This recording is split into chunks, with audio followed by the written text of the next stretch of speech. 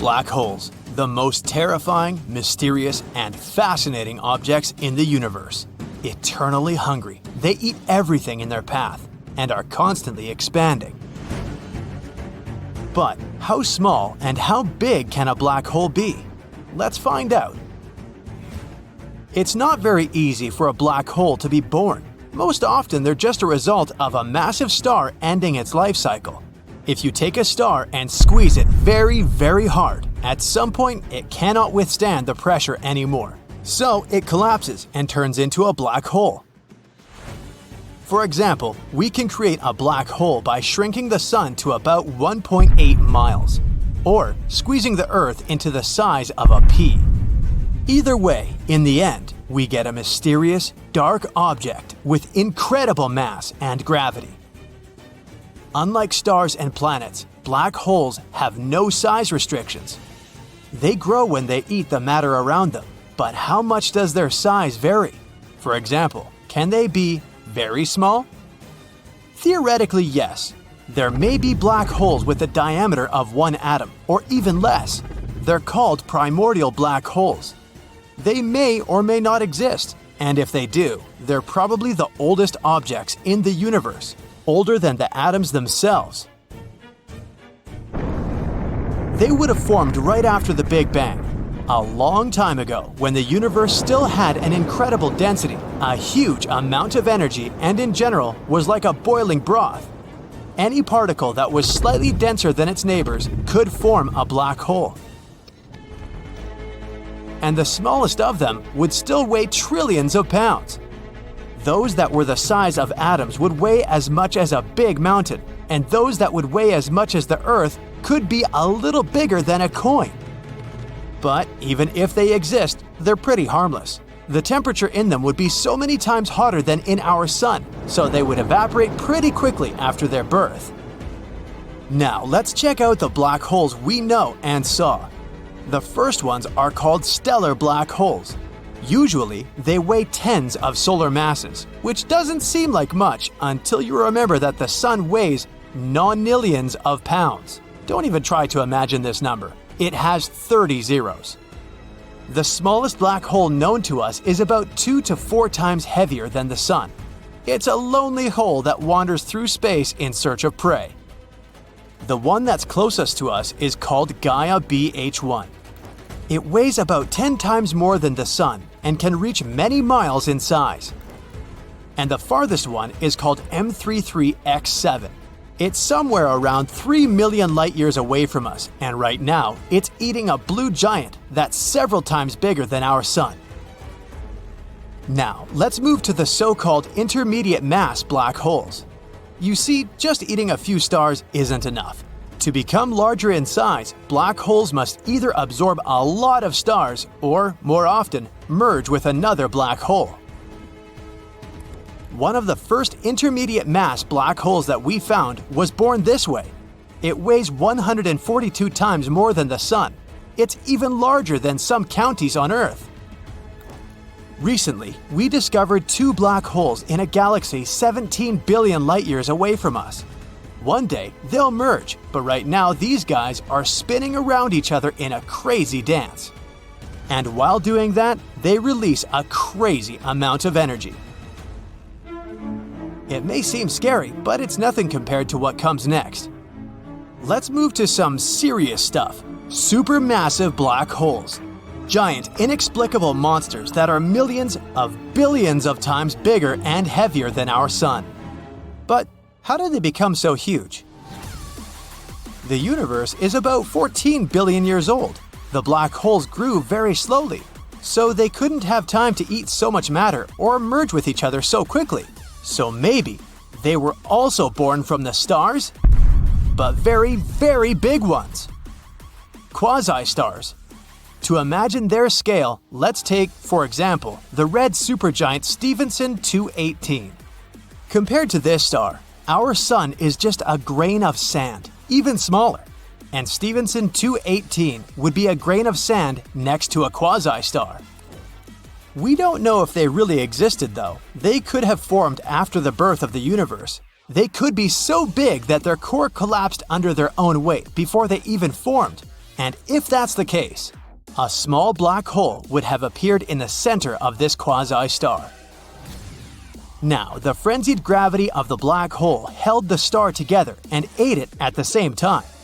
The temperatures were huge, so the star remained stable, and they would live like this for millions of years, until the black hole would grow to enormous sizes.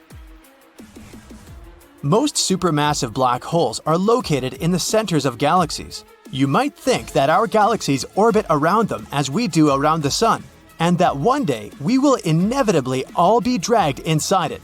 But don't worry, that's not the case.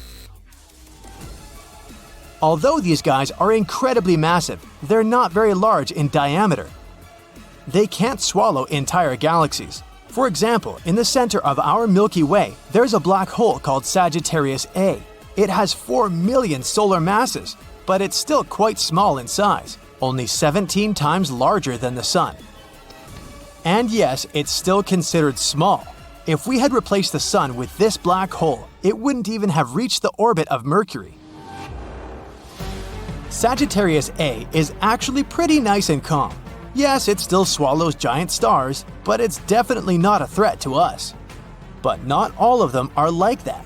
For example, a black hole in the galaxy BL Lacertae devours a huge amount of gas and dust. If we were somewhere near it, it would look 115 times larger than the Sun, and we would have burned up just getting close to it. Do you remember that first black hole we ever captured in a photograph? It's located in the Messier 87 galaxy, and it may look small and cute in the photo, but in reality, it's capable of absorbing our entire solar system up to the Orion Belt, and even further. Well, now that we've discussed the terrifying size of supermassive black holes, it's time to move on to the real titans of the universe. Ultramassive black holes. Terrifying, unimaginable giants. The largest objects that have ever existed and probably will exist in our world. Their masses exceed the mass of the Sun by tens of billions of times. Their gravity becomes so strong that they create quasars around them.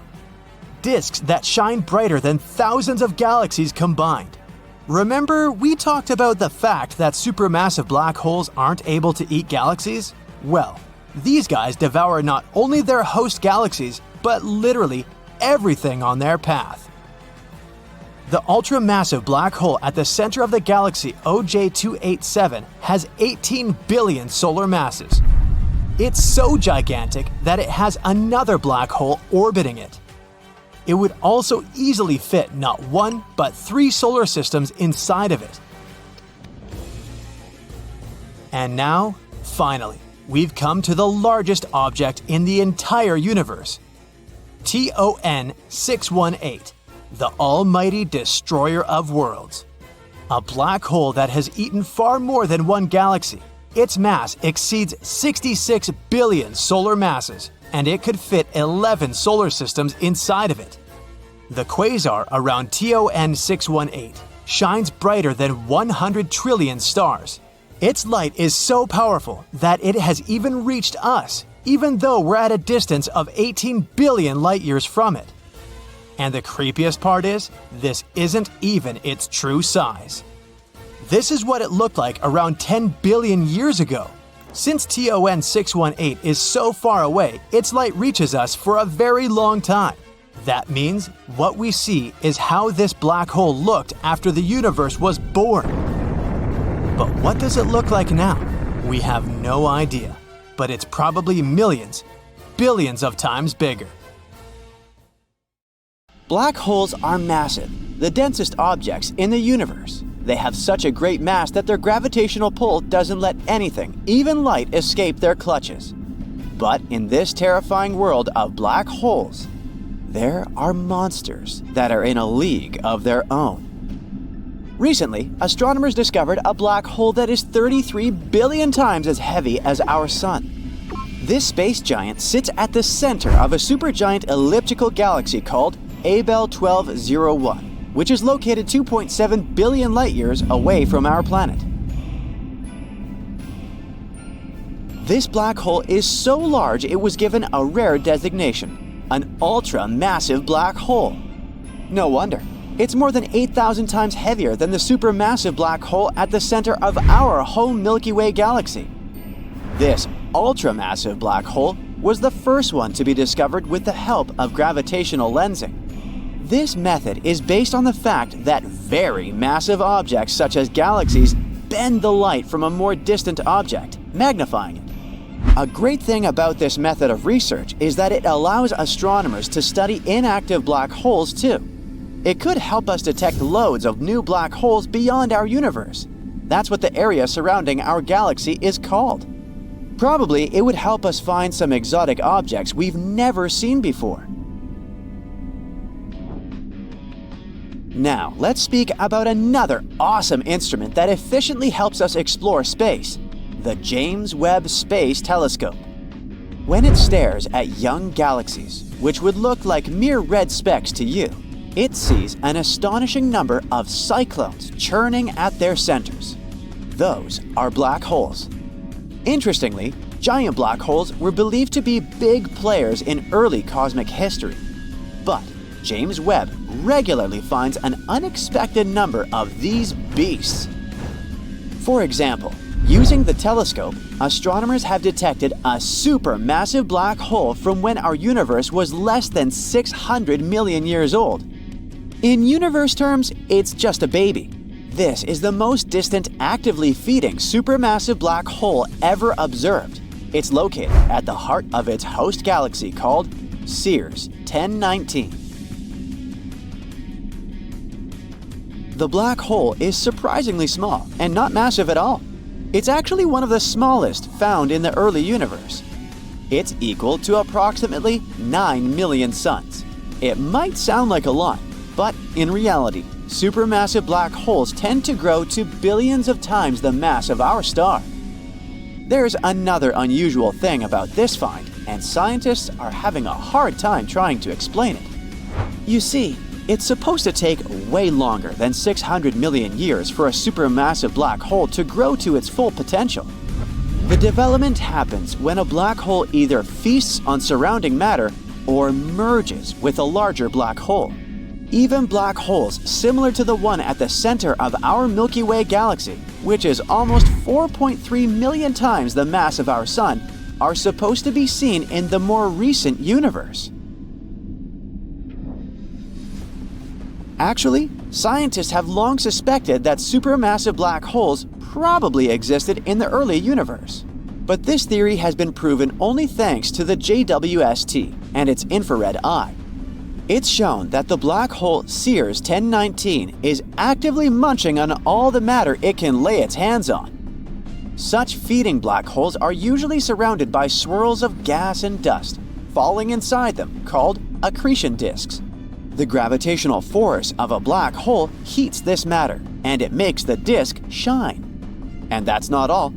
Extra strong magnetic fields produced in this process channel the matter to the poles of the black hole.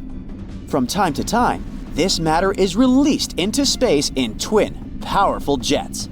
They move at a speed that is close to the speed of light, which generates incredibly bright light. Astronomers were watching the galaxy hosting the unusual old black hole as part of the Cosmic Evolution Early Release Since survey. They saw the galaxy as it was when our 13.8 billion-year-old universe was just 570 million years old. Besides the super old black hole, scientists spotted two other ones. Those probably appeared 1 and 1.1 billion years after the Big Bang. They also discovered 11 ancient galaxies that existed between 470 and 675 million years after the beginning of cosmic history. Now, how about having a look at the biggest black holes astronomers have found so far and finding out what would happen to Earth if one of them was to enter the solar system? NGC 6166 is a monster that has grown to have a mass of 30 billion solar masses. It's an elliptical galaxy that has an active nucleus at the center. It's also one of the most luminous sources of X-rays. The galaxy's supermassive black hole powers two symmetric radio jets in the opposite direction. which is the result of the infall of gas into its center. Another peculiar thing about NGC 6166 is that it shows a blue shift, which means it's moving towards us. Is it time to pack up and move out of our solar system? The next supermassive black hole is located in the constellation of Draco, approximately 10.4 gigalight-years from us. The mass of this supergiant is more than 30 billion solar masses. Besides being incredibly massive, the black hole is also really big. If it replaced our Sun, the diameter of this hole would extend to the orbit of Pluto. The next black hole is one of the most interesting on our list. It has a mass of 40 billion solar masses and is actually a blazar. It's the most energetic of all quasars, super bright distant objects. The blazar's luminosity is 300 trillion times that of the Sun, and more than 25,000 times as great as the luminosity of all 100 to 400 billion stars of the Milky Way galaxy combined. But since the distance to this quasar is about 12.1 billion light-years, we can't see it directly. But we know that the central black hole of the quasar consumes huge amounts of matter, about 4,000 solar masses of material every year. IC 1101 is a supergiant elliptical galaxy. It's the most massive known galaxy so far. Since this galaxy is elliptical, it isn't filled with gas. That's why the star formation in that region is very low. As for the black hole at the center of this galaxy, it lies in the mass range of 40 to 100 billion solar masses and emits clear radio signals. But wait for this champion. Astronomers have discovered a gravitational space wonder that has grown to really unimaginable proportions. The black hole I'm talking about is TON 618, and it's a mind-boggling 66 billion solar masses. Yep, we've got another ultra-massive black hole here. Imagine gathering all the stars in our home Milky Way galaxy and squishing the matter they're made of into one black hole. And it still won't be enough to create a TON 618. If this monster of a black hole replaced the Sun, its radius would be more than 40 times the size of Neptune's orbit. You know that black holes are incredibly dense, but it doesn't mean they're some kind of space predators roaming galaxies and munching on everything they come across. TON 618, for example, still has a whole galaxy filled with stars and other stuff happily orbiting it without getting pulled inside. So the perception of black holes as giant vacuum cleaners is wrong. In reality, it's incredibly hard to grow a black hole. Try and you'll see. And now, what if a supermassive black hole, like the one that dwells at the center of our home Milky Way galaxy, moved a bit closer to our solar system? The answer is simple. We'd be doomed. The distance between this huge thing and Earth would be several dozens of light years, and still, it would wreak total havoc on our planet. Earth, along with other objects making up the solar system, would be tugged into the black hole's orbit and doomed to spin around it for eternity. But you can relax and breathe out. Such massive black holes stay away from us at the moment. Now really, an object weighing billions of times the mass of our Sun must be easy to find, right? Wrong. Unfortunately, it might not be that simple, like in the case with a missing black hole. But let's travel to the galaxy cluster Abell 2261, hosting a supermassive black hole at its center. Or at least, that's where it's supposed to be. The main problem is this giant space phenomenon is nowhere to be found. Now, supermassive black holes are mega monsters, churning slowly at the center of their home galaxies. They gather tremendous clouds of gas and dust around them, which makes them swell up to sizes the human mind can't begin to imagine. If a supermassive black hole, like the one that dwells at the center of our home Milky Way galaxy, moved even a little bit closer to our solar system, we'd be doomed. The distance between this huge thing and Earth could be several dozens of light years, and still, it would wreak havoc on our planet. Earth, along with other things making up the solar system, would be tugged into the black hole's orbit and doomed to spin around it for eternity or longer. Hey, who knows, right? So, it's good that such black holes stay away from us at the moment. So, let's see what happened to that runaway supermassive black hole from that gigantic cluster of galaxies around 2.7 billion years away from our planet.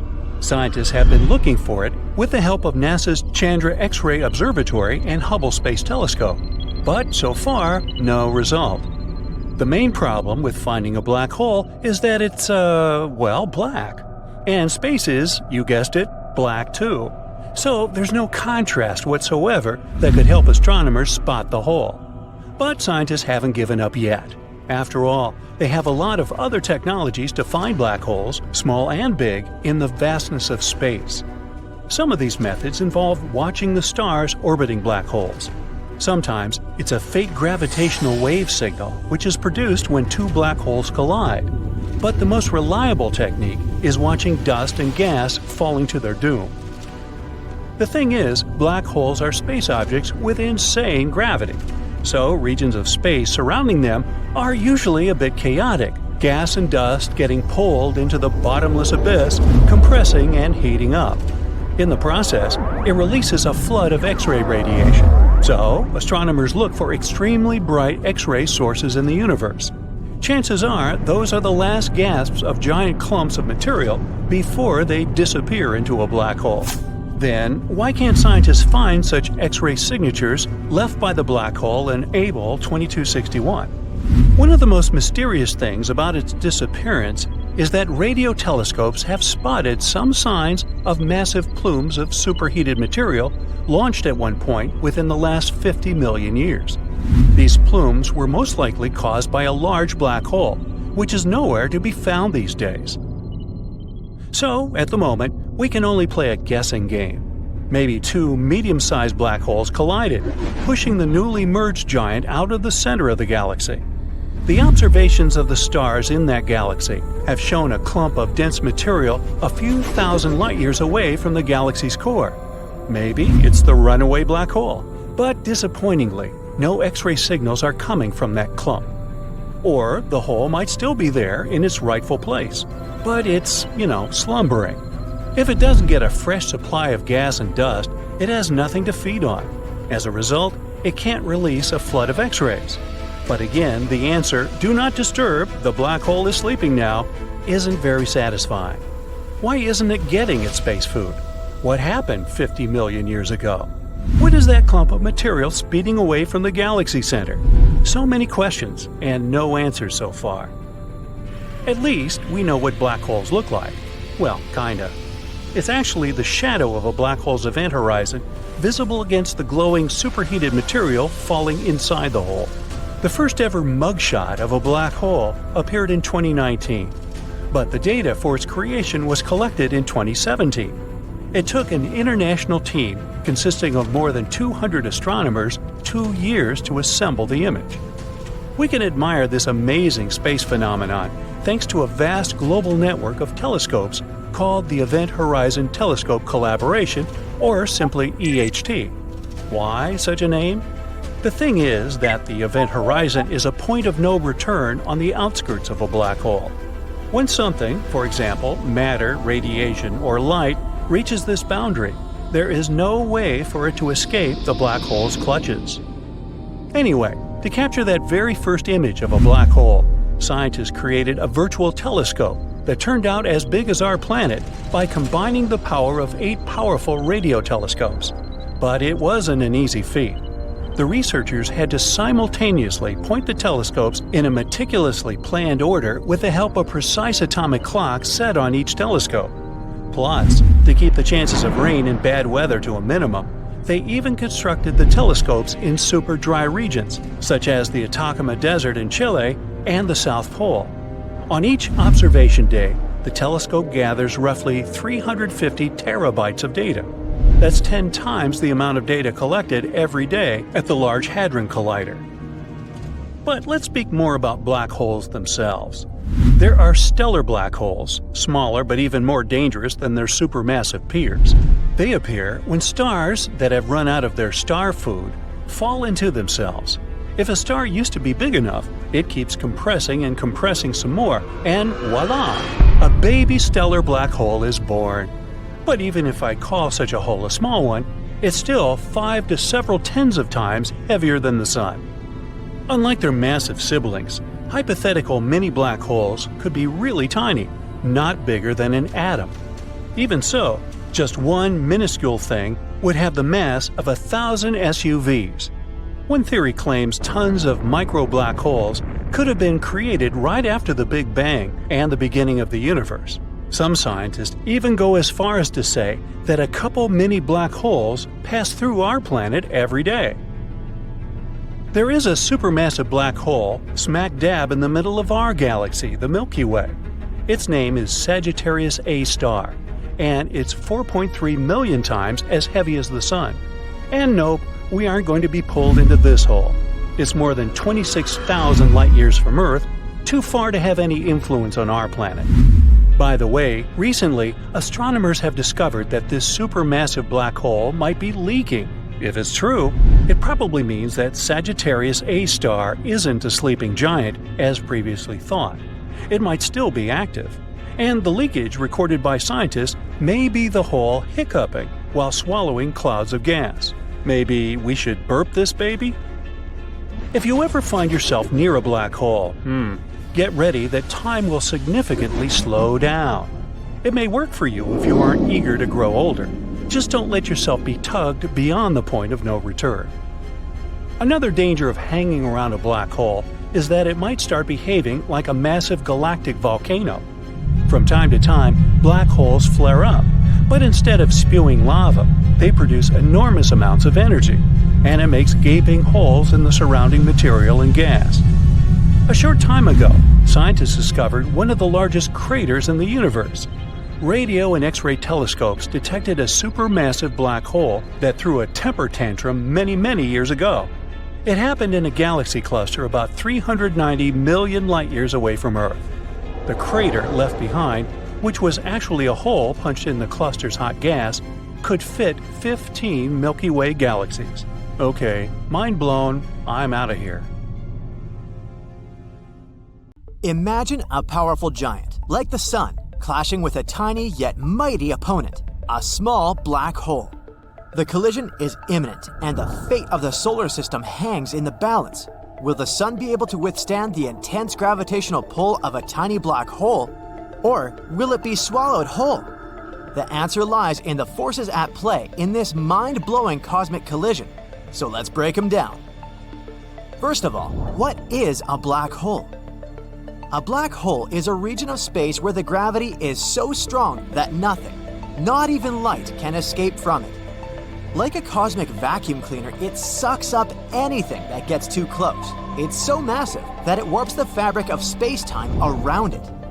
Black holes are one of the most scary and mysterious objects in the universe, a powerful force of nature that defies our understanding of physics, a true enigma of the universe.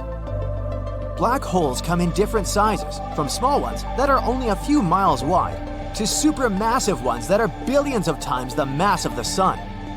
Most of them are formed by the collapse of massive stars. After the black hole is born, it starts to grow in size by eating everything in its path. And if two or more black holes collide with each other, they can merge into one enormous cosmic monster in a terrifying dance. But what about the smaller ones? The smallest known black holes are called stellar black holes. It's a type of black hole that weighs 3 to 10 masses of our Sun, while being very small. It's like taking all the matter in the solar system and squeezing it into something the size of New York City. And yes, it's considered very small. Just for comparison, intermediate mass black holes weigh between 100 to 1,000 solar masses, and supermassive black holes weigh millions or billions of solar masses while being unimaginably huge in size. So, stellar black holes are basically nothing compared to their relatives. Imagine a massive star, bigger than our own Sun and with a heart made of nuclear fuel, burning bright and hot. But as the star runs out of fuel, gravity takes over and starts to squeeze the star. The more it squeezes, the hotter it gets, until the star's core reaches a temperature of billions of degrees. Eventually, the core collapses under its own gravity. This creates a massive blast called a supernova. This collapse creates a singularity, which means a point of infinite density and gravity. This point is surrounded by an event horizon, the invisible line beyond which nothing, including light, can escape. And just like that, voila! A stellar black hole is born. Pretty mind-blowing, isn't it? Stellar black holes are the most common type of black holes we know of. These guys can be found all across our galaxy. So, what are the chances that such a little monster will come for our sun? And in that case, what will happen to us? Well, actually, the likelihood of the sun colliding with any black hole is incredibly small. It's almost impossible for it to happen. Even though stellar black holes are the most common type of black holes in our universe, they aren't common at all. The chances of the sun and some black hole crossing paths is so rare, it's basically like winning the intergalactic lottery. Only this win wouldn't be that pleasant. For 2023, the closest known black hole in our solar system is Gaia BH1. It's about 10 times heavier than our sun, and even this one is about 1,600 light-years away from us, which is a quadrillion miles. So, it's safe to say that our sun is not going anywhere anytime soon. But never say never, right? Just like with any astronomical event, we need to understand the different ways something like this could happen. For example, it would be possible if a rogue black hole passed through our solar system, much like a comet or asteroid passing by. Unfortunately, unlike comets and asteroids, black holes are invisible and can only be detected by their gravitational pull. So it's not like we'd see a big, ominous black hole hurtling towards us. Rather, we'd only know it was there if it caused some sort of disturbance in the orbits of nearby objects. So what now? We know that the sun is a massive, luminous star at the center of our solar system. It's about 4.5 billion years old and has enough fuel to last for another 5 billion years. This star is so big that it's hard to even comprehend its size. In fact, if you were to put all the planets in our solar system inside of it, there would still be room for more. And it's so massive that it contains almost 100% of the total mass of the solar system. So it's hard to imagine how some insignificant small black hole thousands of times smaller than this star can devour it. And you're right, it won't. Well, at least not completely. So imagine if a rogue black hole arrived in our solar system and has begun to approach the sun. As it gets closer and closer, the black hole's immense gravity will start to pull the material from the surface of the sun. The sun would start to get stretched and distorted. This is called spaghettification. Imagine a rubber band being stretched until it snaps. That's kind of what would happen to it. This gathered material will form a swirling disk around the black hole, called an accretion disk. As more and more material is pulled in, the disk will heat up and start emitting intense radiation. And as the sun gets pulled in, it would start to release massive amounts of energy in the form of light and heat. The sun would become much brighter and hotter than before. The sun's outer layers would be vaporized, creating a massive cloud of gas and dust that would expand outwards. It would be like a cosmic fireworks show, but with terrible consequences. Even though it would be one of the most spectacular views in the universe, we wouldn't be able to see it. As you might have guessed, the Earth would be in for a really rough time. The intense radiation and solar material would cause massive wildfires, and the intense heat would vaporize the oceans. The Earth would be bathed in a constant stream of high-energy particles, and the atmosphere would be ionized. In short, the chances of any life surviving would be close to zero. And this collision would have far-reaching consequences not only for the Earth, but for the entire solar system. The intense radiation and heat would vaporize everything in its path. All the planets would be destroyed. Now, the sun being a larger object than a typical star wouldn't be completely devoured by the black hole, but it would be significantly distorted and disrupted. The intense gravity of the black hole would cause the sun's outer layers to be pulled away, creating a massive blast called a tidal disruption event. But either way, in the end, the black hole would win.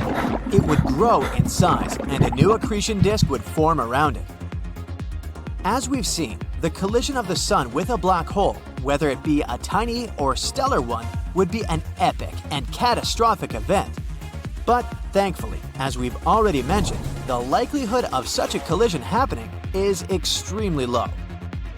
However, that doesn't mean we should stop studying black holes and their potential impact on the universe.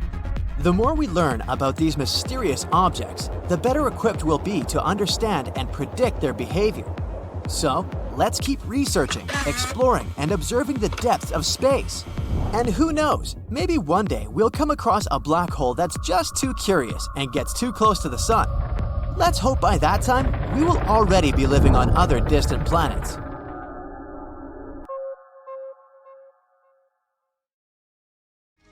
Black holes are some of the most enigmatic and sinister phenomenon in the universe.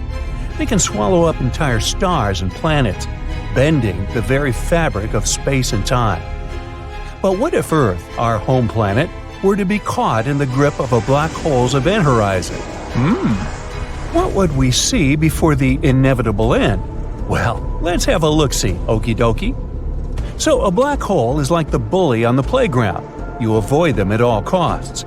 It's a region of space where gravity is so strong that nothing, not even light, can escape it. It's like Houdini in reverse. As with snowflakes, every black hole is unique. Each one has its own mass, spin, and charge. And they also come in different sizes, sort of like jeans. Petite, slim, regular, and husky, or something. Anyway, there are 4 sizes. The smallest black holes are the stellar mass kind. They're born when the massive star runs out of juice and folds in on itself. They're like the chihuahuas of the black hole world. They may be tiny, but they're feisty. They gobble up nearby matter like a hungry puppy. And even the smallest one is 3 times more massive than our Sun. Next up, we have the middle children of this cosmic family, intermediate mass black holes. They're too big to be born out of collapsed stars. Scientists believe that they may be created when several black holes merge into one. And even though they can't dominate galaxies, at least they can swallow up some nearby stars. Goody for them, huh? But do you know who can dominate a galaxy? The enormous monsters of our universe, supermassive black holes. They're the giants with masses ranging from millions to billions of times that of our Sun.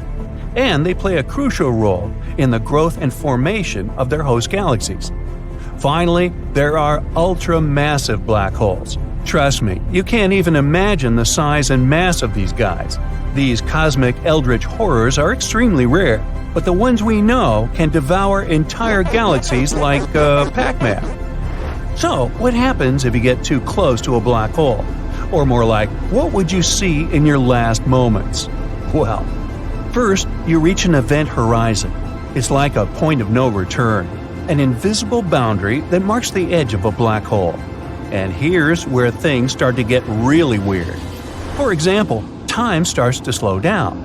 Not for you, for an outsider watching you from a safe distance. If you were falling into a black hole, you wouldn't feel any different. But if you were watching someone else fall into it, you'd see them slow down and eventually freeze in time, like in a paused video.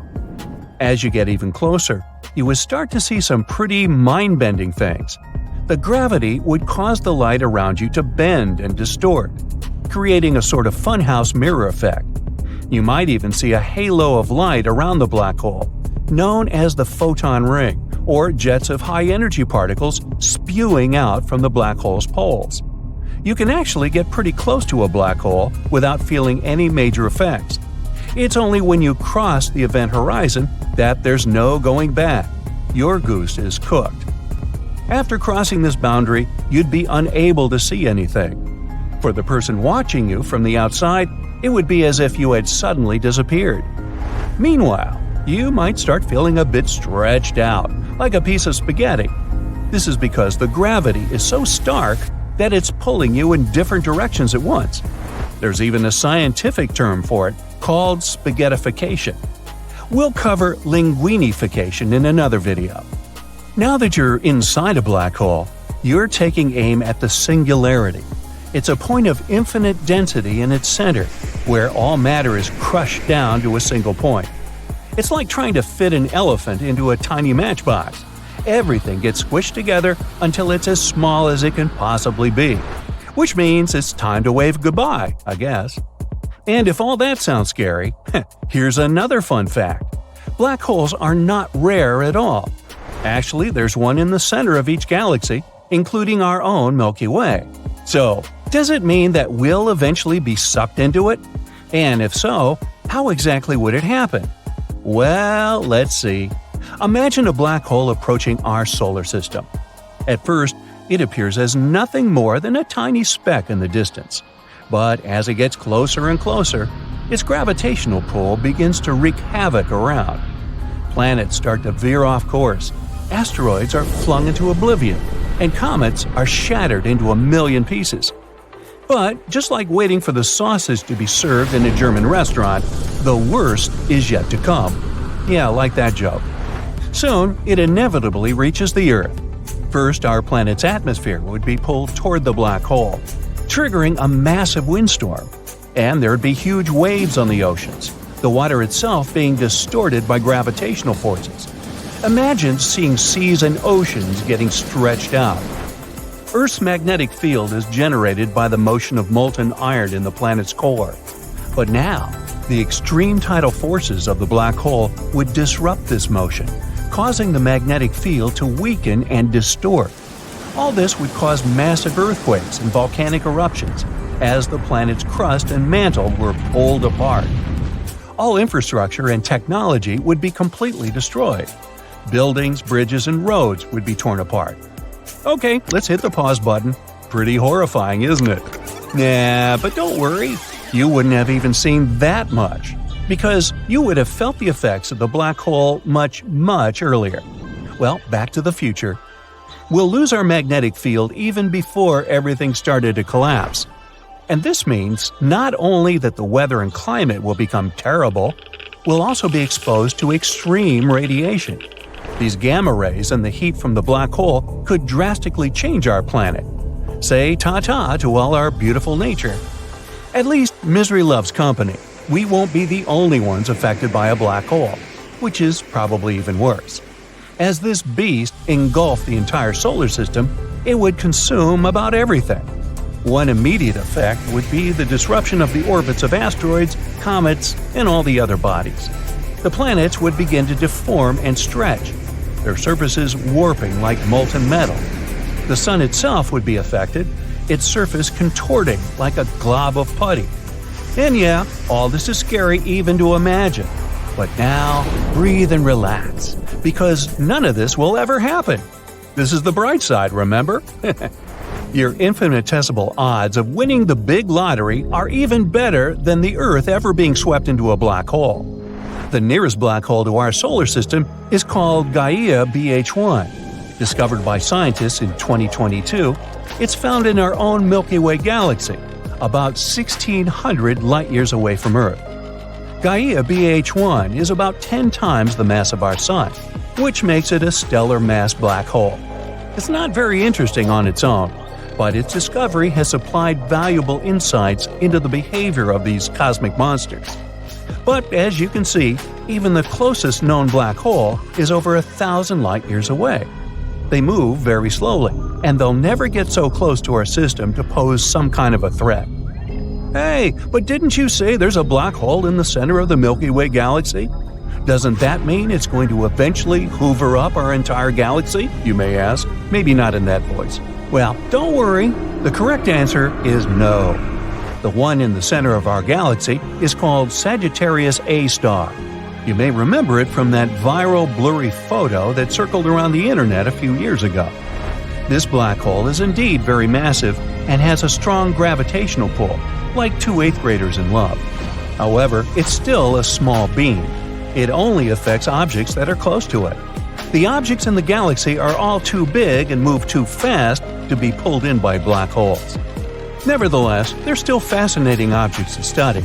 Scientists are still trying to unlock the mysteries of black holes. And even though they'll never be dangerous to us, they're still a huge reminder of the incredible power of our universe. Now I think I'll turn my attention to the incredible power of chocolate. So, you're going on a journey to a black hole. Well, you'll need a lot of provisions, because the nearest black hole is 1,011 light-years away. This black pearl was found in the solar system called HR 6819. It was hidden in orbit with two other stars, which you can see with the human eye. Scientists have been studying this system since the 80s, but this winter it revealed its main secret. This particular black hole is considered relatively small, but despite this, its mass is 4 times bigger than our Sun, and it's 2,500 light-years closer to Earth than the next nearest black hole. But don't worry. For people, the distance of 1,000 light-years is unreachable. For example, if we were to make a model where the Earth's distance to the Sun was only 0.05 inches, you would have to travel about 4 miles to get to this black hole. But our galaxy, the Milky Way, is about 100,000 light-years wide. So the distance of 1,011 light-years doesn't seem that long in comparison. But before you jump inside this black giant, let me try to discourage you. A black hole is a place in space-time where nothing can leave its orbit. No particles, electromagnetic radiation, or even photons of light can escape from a black hole. So you should understand that a journey to such a dangerous object as a black hole is a one-way ticket. And the way black holes are born is incredible. When a star runs out of fuel, the star collapses under its own weight and becomes a black hole, like the supermassive black hole in the Messier 87 galaxy. Its mass is 7 billion times bigger than the Sun, and it was discovered by the Event Horizon Telescope in April 2019. Okay, good. I see you've already bought a ticket for a faster-than-light spaceship. Since there's no refunds, and you don't want to lose the money, it's time to get ready for the trip. Oh, feel free to leave your luggage at home. 3, 2, 1, off you go. You're leaving Earth's orbit, saying goodbye to the Moon, and don't forget to cheer up Pluto by saying it is big enough to be a planet. Then you pass the highway of dark space, and here's your stop, the black hole. Put on your suit, because you're going into outer space. The first thing you see is the event horizon.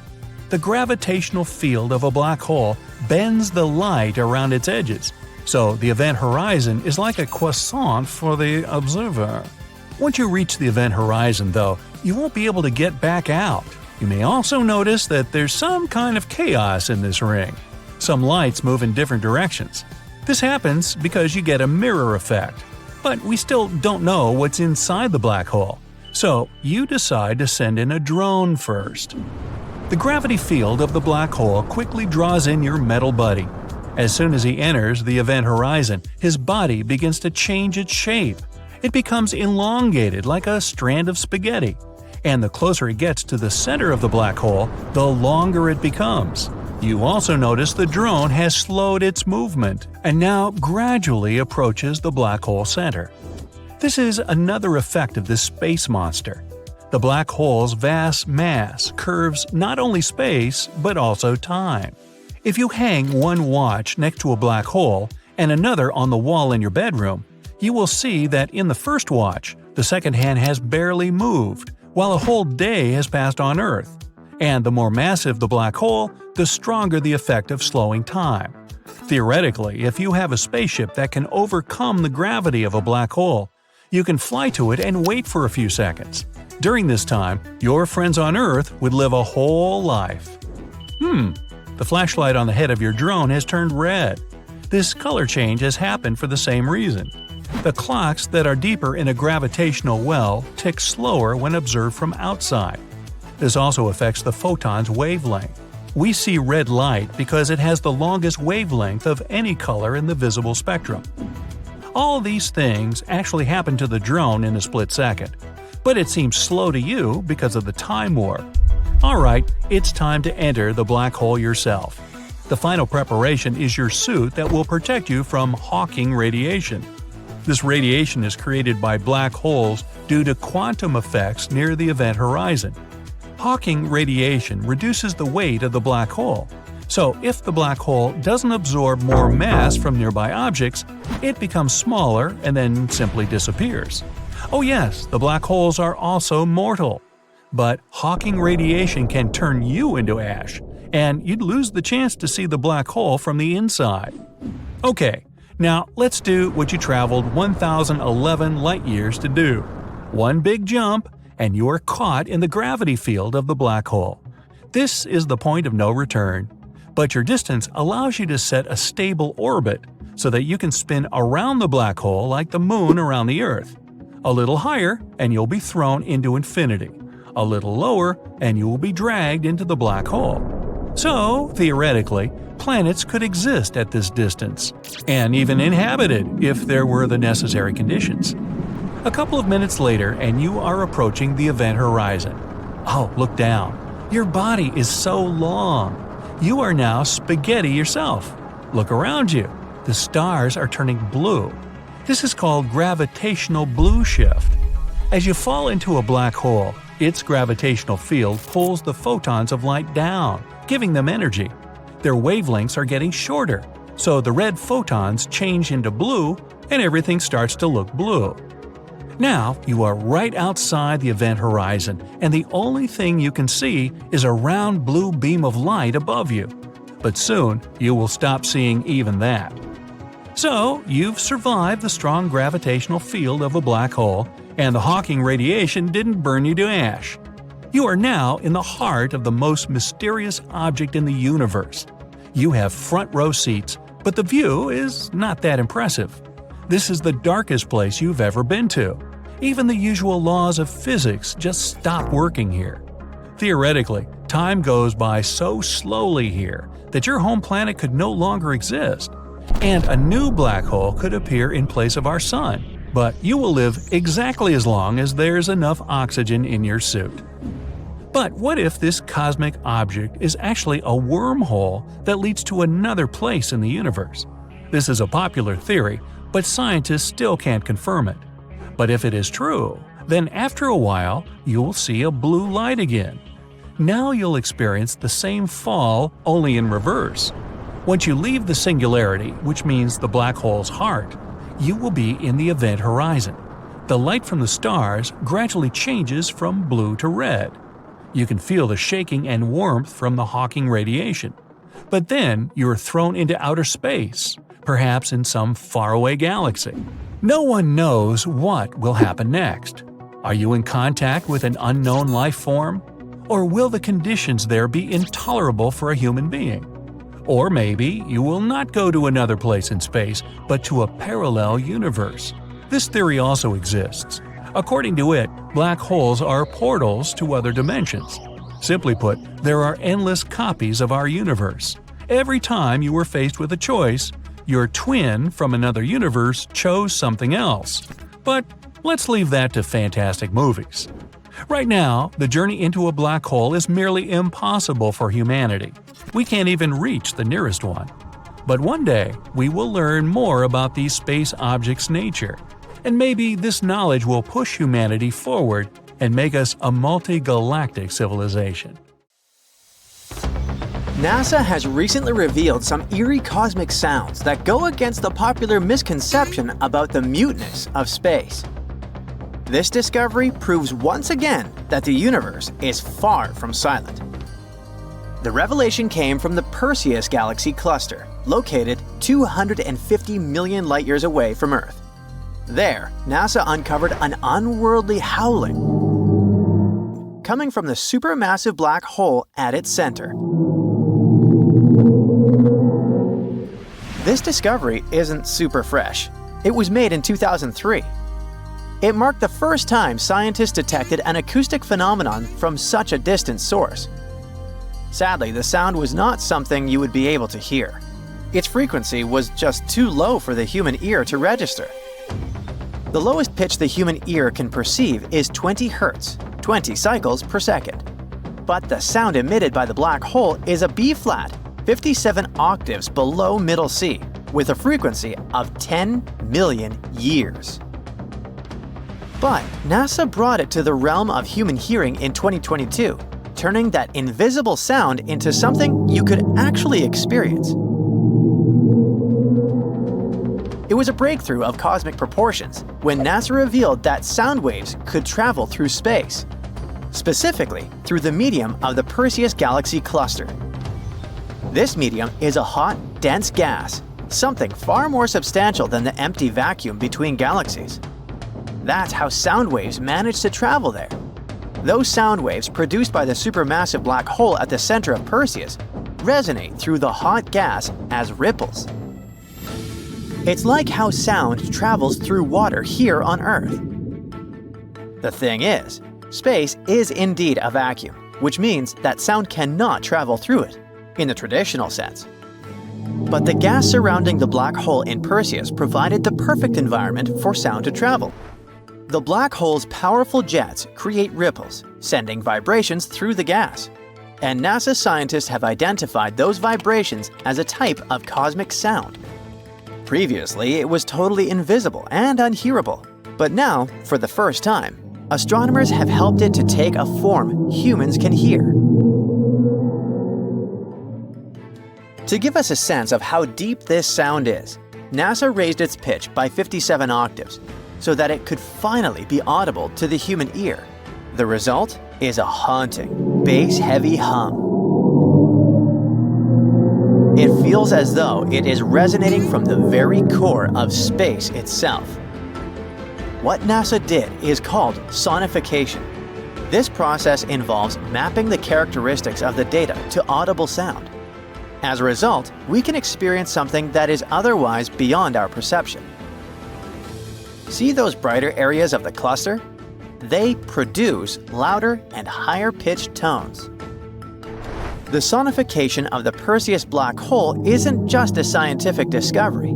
It has allowed us to see, or should I say, hear, the universe in a completely different way. NASA has used this technique on several different space objects, including stars, nebulae, and galaxies, giving us a glimpse into the various ways space can sound. One of the coolest NASA's sonifications is Cassiopeia A. It's the remains of a star spotted as a supernova more than 300 years ago. Located around 10,000 light-years away from Earth, this shattered remnant of a once massive star has a neutron star at its core. And it's the youngest neutron star in our galaxy that we know about. To perform the sonification of Cassiopeia A, NASA took the data captured by the Chandra X-ray Observatory and translated it into sound. Starting at the center, a triangle-shaped tone marks the location of the neutron star. Then, the sound spreads outward, which represents the expanding debris field. That's when the pitch rises and the tones become brighter. The sound grows louder and seems to mirror the outbursts of the supernova and the formation of new elements. The Tarantula Nebula, located in the Large Magellanic Cloud, is a hotbed of star formation and one of the most active regions in the universe. Astronomers have been studying this nebula for a long time to learn more about how stars are born and evolve. So, no wonder that NASA scientists have been doing their best to translate the data from the nebula into sound. They've been mapping brightness and pitch to various features in the nebula. So, airy, synthesizer-like tones represent the chaotic and hot gases surrounding the most massive stars. And the cooler gases that are forming new stars have soft, low notes. Piano-like tones correspond to the brightest stars. And the central cluster of stars sounds like a rain stick. Interestingly, NASA's investigation into the sounds of space doesn't just involve cosmic phenomena. It's also based on the experiences of astronauts, and some of them are truly eerie. After all, space exploration is always filled with unexpected surprises, and sometimes those surprises come in the form of strange noises aboard spacecraft.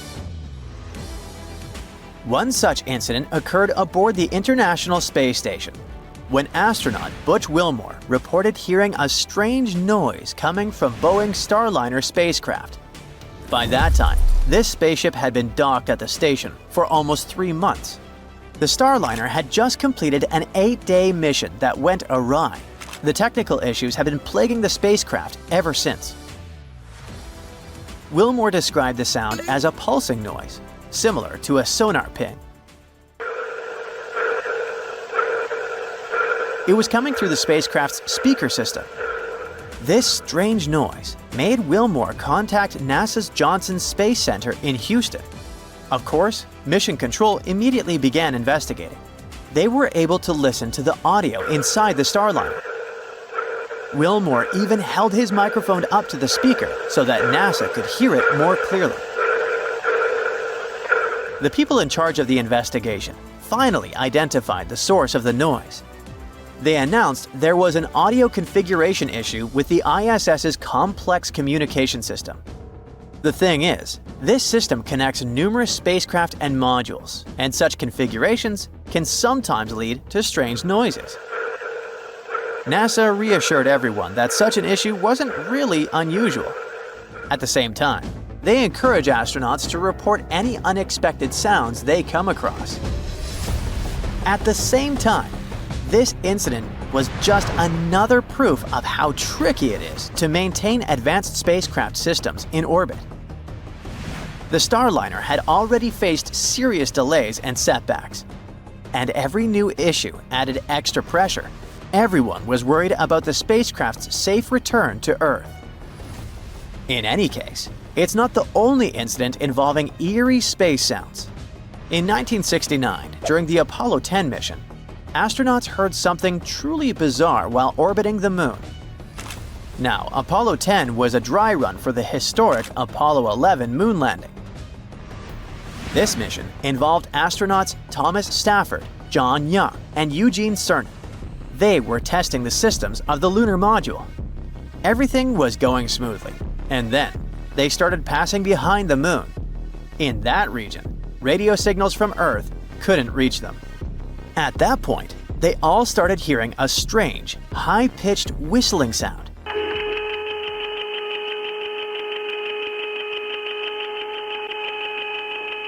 It was coming through their headsets.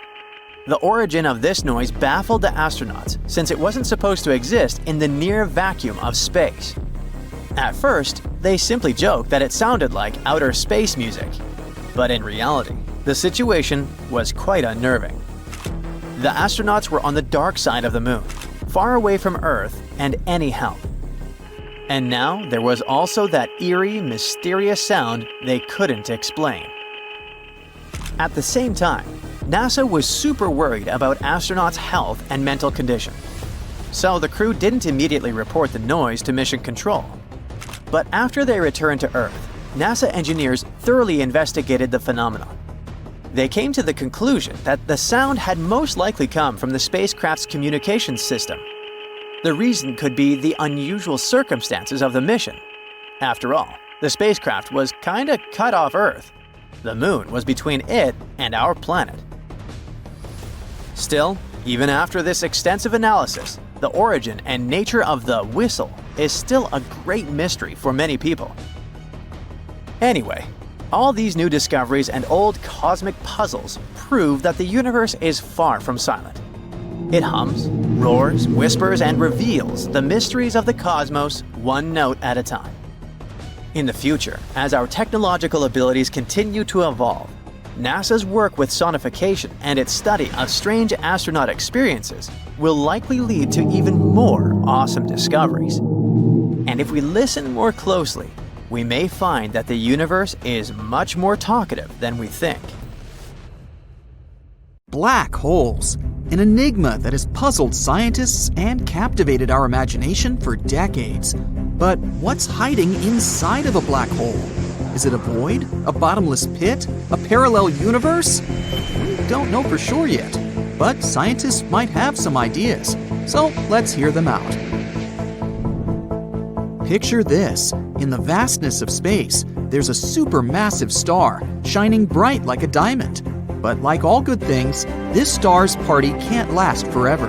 Eventually, it runs out of fuel and goes out with a bang. Quite literally, the star collapses under its own gravity, creating an implosion.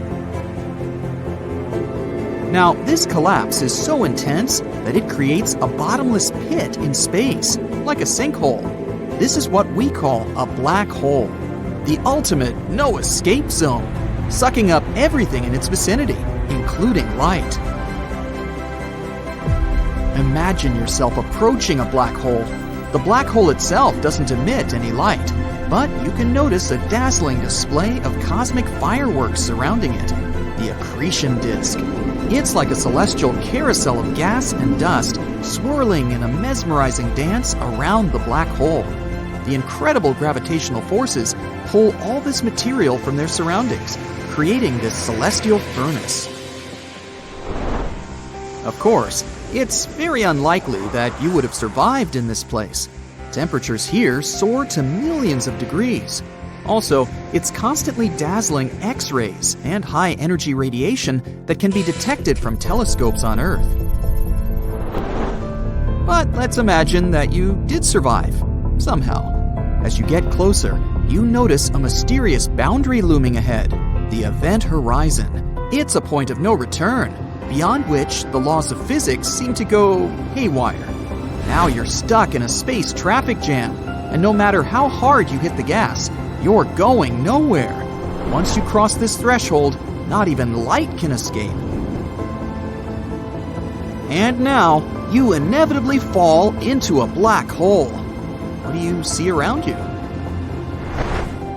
According to the genius physicist Albert Einstein, space and time aren't separate entities, but rather intertwined in a fabric called space-time.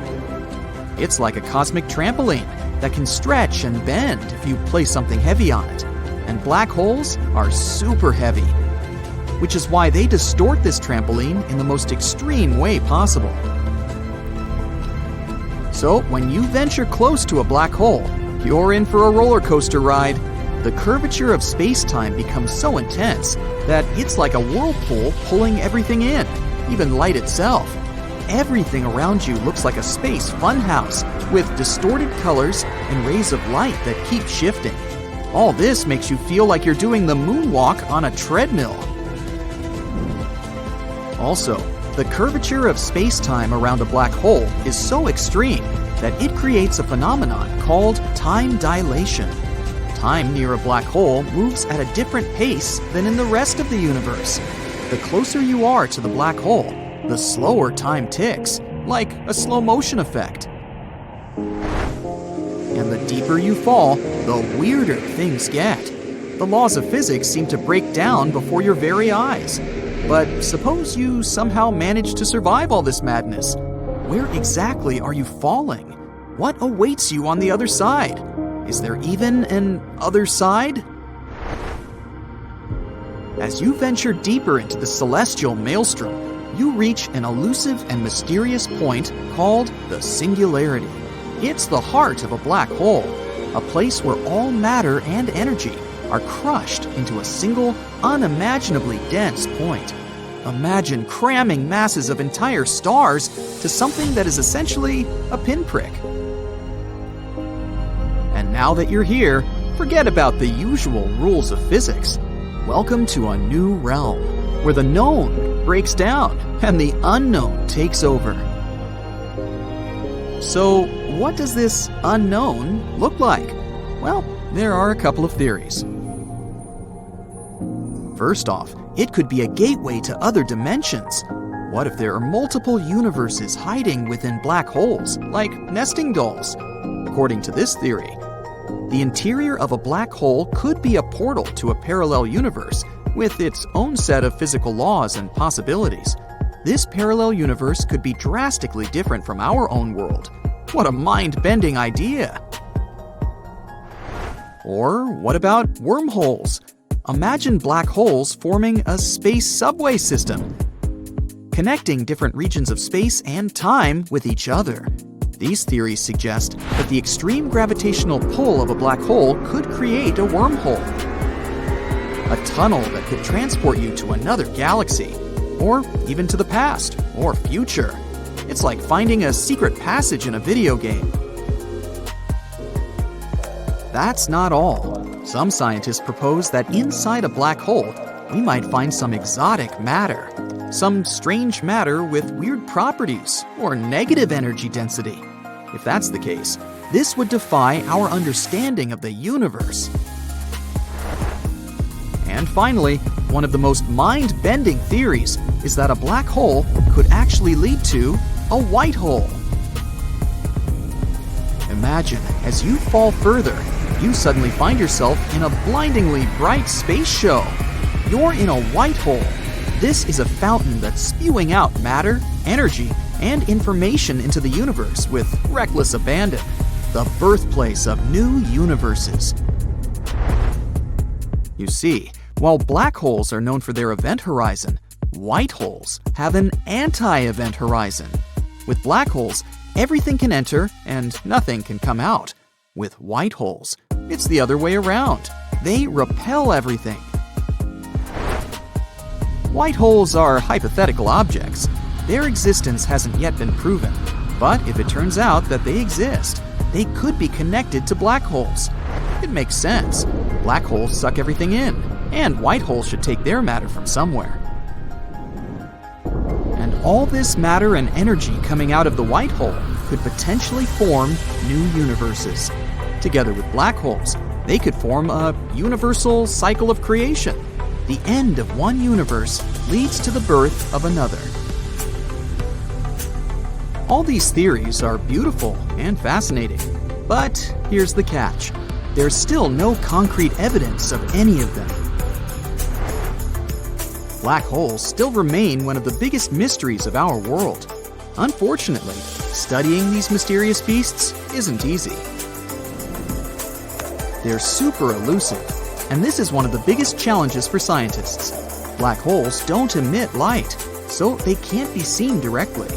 They're essentially invisible to telescopes that rely on light, making them incredibly difficult to observe. That's why scientists have to rely on things like X-ray emissions, the effects of a black hole's gravity on nearby objects, and other clues. They're also very unpredictable. For black holes, physics is like a fun playground. They warp space and time around them, which makes it difficult to predict and understand their behavior. But don't worry, space enthusiasts. The future of research in this field is as promising as ever. We've already made incredible discoveries. For example, in 2019, we captured the first ever direct image of a black hole. This is a central black hole of the galaxy Messier 87. A few years later, we also took a photo of a black hole in the center of our own galaxy, the Milky Way. This one is called Sagittarius A star. All this has opened up new avenues for research. And these aren't the only cool things we've discovered in recent years. Let's take gravitational waves, for example. You know how rocks leave ripples after falling into water? Well, gravitational waves are ripples in the fabric of space-time. They carry clues about the most cataclysmic events in the universe. They've allowed us to listen to the universe, unveiling previously hidden phenomena and events. And all these observations provide us with a new way to study black holes. We constantly make new advancements in technology. The James Webb Space Telescope will provide us with even more detailed observations and insights into the mysteries of black holes. There's still so much we don't know, but that's the beauty of science, the thrill of the unknown, and the curiosity that drives us to explore the mysteries of the universe. So, let's keep peering into the cosmic abyss on the thrilling quest to unlock the secrets of our world. Ever wondered what it would be like to hear the sound of a black hole? NASA's got you covered. Here is a screaming black hole. Screaming in space? I thought in space no one can hear you scream. Well, let me explain. Using a telescope, NASA examined the movements of hot gas in a cluster of galaxies in 2002. Then they converted what they found into a sonification. The sound, how can I put it politely, wasn't appealing, but that's okay. After all, you're able to hear the noise hot gas produces in a cluster of galaxies 250 million light-years away. Hey, how would you like to hear the sound gas produces right here on Earth? Never mind. Sound waves already existed over there in the gas cluster, so experts just rescaled them to the range of human hearing. This is how they converted the input coming from the telescope. The principle is universal. In our atmosphere, we can hear stuff because pressure waves move through a medium like liquid or gas. Sound waves in these galaxies can also move because they're surrounded by gas. What does it have to do with black holes? Well, the thing triggering those pressure waves in the cluster is a giant black hole.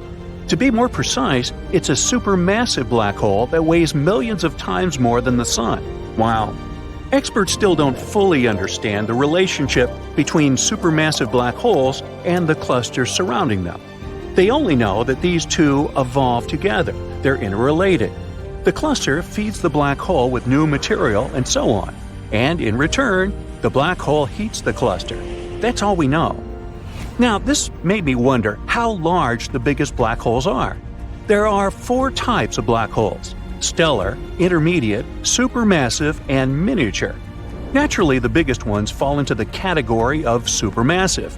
The largest black hole in the universe we've discovered so far is about 66 billion times larger than the Sun. It's one of the brightest objects in the universe. Astronomers keep scanning space and finding new black holes. But have you wondered when the first black hole was spotted? It was discovered by different researchers independently in 1971. Scientists first confirmed that these objects were formed from the remnants of massive stars. After a black hole appeared, it then consumed all the nearby objects. Here is a quick recap of how these space objects work. Their gravitational force is super strong. Nothing can escape a black hole after crossing the event horizon. Black holes eat everything, just like me. I mean, even light gets trapped inside them. What's even cooler/scarier is that the laws of time and space become distorted there. If you were falling into a black hole, you would realize that time slows down there. Einstein explains this in his famous general relativity theory. In very, very basic terms, time gets affected by how fast you are moving at extreme speeds. NASA has discovered a rapidly growing black hole, but don't worry, the world isn't in danger. This black hole has been in front of the eyes of astronomers this whole time. It's in a region of a well-studied sky field. Astronomers say that this hole formed 750 million years after the Big Bang, the birth of our universe. So why are black holes so bright? Well, that's a bit ironic. When I defined the space phenomenon, I said that black holes were so dense that even light got trapped there. But ask any astrophysicist, and they'll confirm that black holes are among the brightest objects in space. That's because black holes don't exist alone. They sit at the centers of galaxies and are usually surrounded by clouds of hot gas. And these clouds create cosmic auroras around black holes. I must mention, though, that you can't see a black hole directly. What you see is actually the effects it has on its environment. For instance, you can see space objects being ripped apart by a black hole. Remember when the first time ever silhouette image of a black hole was shared with the public in 2019? Proof, you fellas. You wouldn't really see the black hole if there was no orange ring. Why is the ring orange and not green or purple? The dark shadow inside is the shadow of the black hole. The glowing orange of the bright ring in the image isn't the real hue of the gas. I'm a little heartbroken here. It's a representation picked by researchers to depict the brightness of the emissions. A scientist explained that yellow is the most intense emission, red is less intense, and black has little or no emission at all. In the optical range, this ring would likely seem white, perhaps tinged with blue or red. Now, spaghettification is a real word.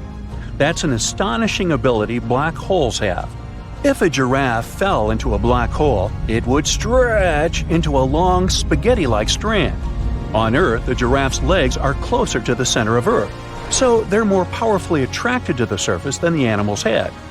This rule works in the animal's favor on Earth, but would work against it inside a black hole. In a black hole, there's extreme gravity. The closer the giraffe's legs got to the center of the black hole, the more the pull of gravity would stretch them. and the closer to the center the giraffe got, the faster its legs would move. But the top half of the giraffe's body would be farther away, so it wouldn't move toward the center as fast as the legs. Here comes the spaghettification. Can we have meatballs with that? No? Okay. The only difference between a black hole and our Sun is that the center of the hole is made of super dense material. It provides the black hole with a strong gravitational field that can trap everything, including light. This is why we can't see black holes. Did you know that, theoretically, you could turn anything into a black hole? For instance, if you shrank the Sun to approximately 4 miles across, you would compress the matter inside to an extremely small size. This would make it so dense that our star would turn into a black hole. You could do the same with a planet or even your own body. Is there something called a white hole, or is it just a myth? White holes exist in theory.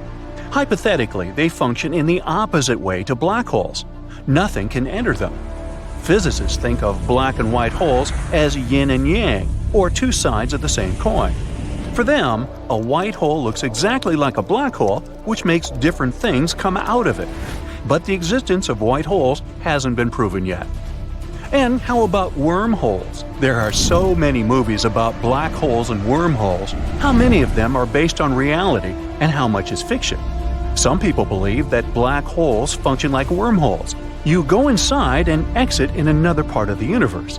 Since we still have a lot to learn and discover about physics, no one can prove this theory is wrong or right. Astrophysics says we need to have a solid theory that unifies general relativity with quantum mechanics. Black holes are among the largest structures in the universe, but there might be tiny specimens. The mass of the smallest black hole we know about is only 3 times greater than that of our Sun. Now, apparently, black holes can vanish. Stephen Hawking developed a theory of Hawking radiation. According to it, radiation decreases the mass and rotational energy of black holes, and ultimately they evaporate. This process occurs very slowly, though, if we're not talking about small black holes. Astronomers have discovered an elusive black hole in the neighboring galaxy. What makes this one special is the fact that it's the first dormant stellar black hole outside of our galaxy. This type of black hole is hard to observe because such holes don't interact much with their environment. They don't emit as much radiation as other black holes. Well, back on Earth, what about sinkholes? Well, different physics. Yet, if you cross the event horizon, your whole car can disappear. Whoops! Here's something cool that scientists have discovered recently: Schrodinger's black holes. Yep, the scariest objects in our universe turned out to be even more terrifying. Now, we know that they can also exist in many states at once. But what does it mean? Let's find out. Black holes are mysterious titans of our universe. Sometimes it feels like the more we learn about them, the less we know.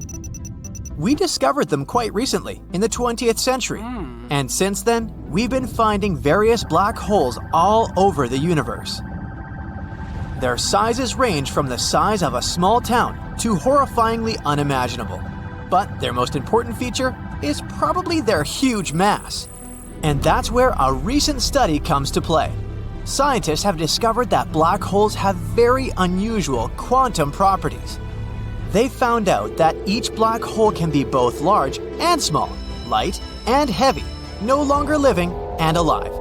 Well, maybe except for the last part. Let's hope that there aren't actually any living black holes. That would be great. But the main point of the discovery is that each black hole can be in all possible states at the same time. It sounds weird, doesn't it? What is it actually supposed to mean? Well, the ability to be everything at the same time isn't a new concept in science.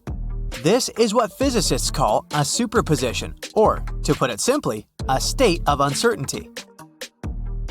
Quantum physicists discovered this first in tiny quantum particles. They noticed a very strange thing. As long as we don't observe a particle, it literally exists in all states at the same time. And only when we start interacting with it, for example, looking at it, measuring it, or just doing something, only then does the particle decide what state it should be in. Here's an example of this. Imagine that you have a ball in a box. You don't know what it looks like, and the thing is, as long as it stays in the box, the ball is all colors at the same time. Only when you take it out of the box does it finally choose one color. All this happens instantly, so you don't notice it. For you, the ball has always been blue. Sounds pretty scary, right? What? And it raises a lot of questions. For example, how do these particles understand that we're observing them? How do they decide which state to be in? And what does our world really look like if we only see what is shown to us? Of course, this discovery caused a huge stir in the scientific community. No wonder. It does sound a bit unusual. That's what physicist Erwin Schrödinger also thought at the beginning of the 20th century. The ideas of quantum theories seemed delusional to him. That's why he decided to challenge them. He conducted a famous experiment. You've probably heard about it, even if you don't know anything about science at all. Yep, the infamous experiment with Schrödinger's cat. So, what was the point of the experiment? First of all, we have a box and a cat. In the box, there's a container with toxic gas and a special mechanism. Every hour, there's a 50% chance that this mechanism will either open the gas container or not. If it happens, the poisonous gas will be released and the poor cat won't make it. If this doesn't happen, the cat will remain alive and well. Don't worry, this was a purely hypothetical experiment. No cats were harmed in the process. But let's imagine that we did lock a cat in a box and waited for an hour. It's time to check the result. And here's where we get close to the most interesting part. How do you think this situation would end in our regular world? Well, probably within an hour, the container would either open or not, and that would be the moment sealing the cat's fate. After that, we just need to open the lid to find out the answer. But in quantum physics, everything is much stranger. According to it, until we open the box, the cat inside would be both alive and not alive at the same time. In other words, the universe itself doesn't know what to do with this cat. As if the poor animal is on the verge of two worlds inside the box. And when you open the lid, the universe will select a random result of the experiment. So why do we do all this to a poor kitty? Well, initially, Erwin Schrödinger wanted to show how stupid it all sounded, but then he accidentally proved that quantum physicists were right. The situation turned out to be pretty funny. It went like this. Ha ha ha, these quantum physicists have no idea what they're talking about. According to their logic, the cat in my box should be both alive and not alive at the same time. Wait, hold on. Uh-oh, they're right. Schrödinger received the Nobel Prize in 1933, even though it wasn't for this discovery.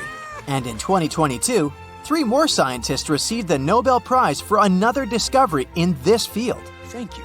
These scientists were Alan Aspect, John F. Clauser, and Anton Zeilinger. They got it for their experiments that involved entangled quantum states. What does all this tell us? Guess now we'll have to look for explanations in some kind of quantum mechanical magic. Unfortunately, humanity isn't developed well enough to test any of these theories, yet. But we have many cool assumptions. For example, the theory of parallel universes is one of the attempts to explain this phenomenon. Remember that ball in the box? Basically, according to the theory of the multiverse, there's an infinite number of different realities. So, if you don't know what the ball looks like, it kind of exists in this interdimensional, uncertain state. But when you open the box and look at the ball, you get transported to a random reality. For example, to the one where it's blue. It sounds pretty incredible, but still exciting. Alright, but why do we need all this info now? Why is it connected to the recent discovery? You see, scientists thought, if teeny tiny particles in our universe behave like this, then what about some giant space objects? And so, they decided to direct their devices not into the microcosm, but into distant space. American and Israeli theoretical physicist Jacob Bachenstein was the first to suggest that black holes may have the same weird properties, but this theory had to be tested. The research itself was aimed at finding a connection between quantum particles and black holes. The researchers created a computer structure in which they placed a simulated quantum particle directly outside a giant simulated black hole. And in the end, this analysis showed that, yep, black holes could also exist in several states at once. For example, they can be incredibly massive and at the same time have no mass at all. And each of these mysterious space gates can have several masses at the same time. The modeling showed that these superimposed masses were, in fact, in certain determined bands or ratios, as predicted by Bekenstein, said the physicist Magdalena Zeik, referring to the study. It's not really clear yet what it all means, and this discovery alone hasn't brought us much closer to understanding how our universe works, or what happens inside black holes. We have realized only one thing. Everything around us is much more complicated and more fantastic than we think. Who knows? Maybe black holes are portals between these parallel universes. At this stage, it's impossible to disprove this. In other words, the universe has once again shown us that it is stranger and more mysterious and fascinating than we could imagine. Let's hope that in the future, we'll be able to understand at least a bit of what's going on in it. Imagine a black hole, a terrifyingly dense space object pulling inside everything that comes too close. Nothing can escape its clutches, even a beam of light. And now, imagine two of these space monsters colliding. Scary? You bet. Astronomers have spotted two supermassive black holes feasting on the cosmic material of two merging galaxies in distant space. This phenomenon is the closest to colliding black holes we have ever seen. Supermassive black holes are the largest among all black holes out there. Their mass can be hundreds of thousands or even millions to billions of times larger than that of our suns. And two such giants have been recently spotted with the help of an array of telescopes in northern Chile's Atacama Desert. Astronomers originally used these telescopes to watch two merging galaxies located approximately 500 million light-years away from Earth. Thanks to being alert at all times, scientists have also noted that two gigantic black holes were growing alongside of each other. Apparently, these black holes came across each other when their host galaxies collided. One of the black holes is around 200 million times the mass of our Sun, and the other is a bit smaller, only 125 million times larger. Now, we can't see black holes directly. If you were to travel to a black hole, you wouldn't notice it until it was too late. The only detail that would give away the approaching black hole would be a slight blurring of distant stars due to the hole's gravitational lensing effect. The two black holes we're talking about are no different. They aren't visible directly, but are surrounded by bright clusters of warm glowing gas and stars. All of this has been tugged close by the black hole's gravitational pull. Time will pass, and these black holes will start circling each other. And eventually, they will collide, creating one, probably even bigger, black hole. Scientists have been observing these black holes across multiple wavelengths of light and have come to the conclusion that they are unique. They're located the closest to each other astronomers have ever seen. The distance between them is a mere 750 light-years, which, astronomically speaking, is just next door. Even more exciting, this distance is close to the limit of what modern technologies can detect. The thing is, such ginormous mergers are more typical for distant galaxies. This makes it harder for Earth-based telescopes to see them. But the sensitivity of ALMA helped astronomers observe those bright and compact regions where matter swirls around the black holes. Imagine how surprised astronomers were when, instead of one black hole, they discovered two of them, munching on the dust and gas stirred up by the massive space merger. Galaxy mergers are way more common in the distant universe than in our neighborhood, and this discovery may mean that such black hole binaries are likely to be much more common than we previously thought, too. And if pairs of black holes are so common, it might make it easier for us to study gravitational waves, These waves, also known as ripples in space-time, occur when black holes collide. If we talk about the recently discovered pair of black holes, it might still take them several 100 million years to crash into each other. But by observing their behavior, scientists can figure out how many binary black holes there are that are about to collide in the universe.